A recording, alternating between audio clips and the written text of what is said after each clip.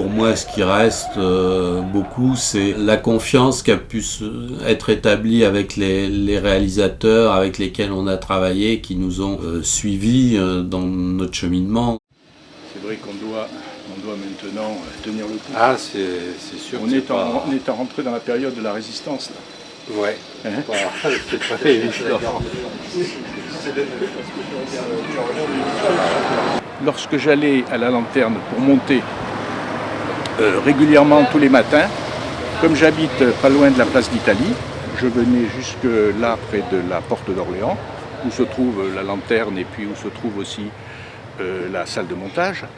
Et je venais à pied et je passais pendant toutes ces rues, là, la butte aux Cailles, ça me plaisait beaucoup, le parc Montsouris que je longeais.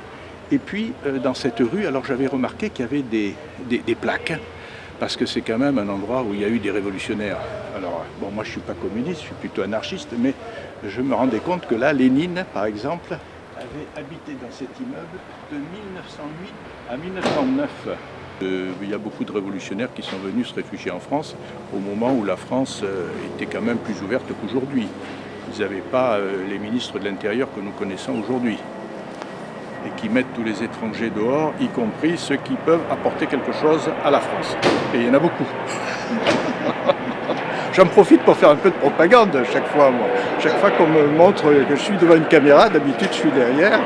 Je pose des questions, mais quand je suis devant, j'en profite pour faire un peu de propagande et me plaindre de la situation actuelle. Parce que chaque fois que j'ai fait des films, alors avec la lanterne, c'était formidable, parce que Claude est quelqu'un de très ouvert, très généreux, et qui partage une partie de nos idées.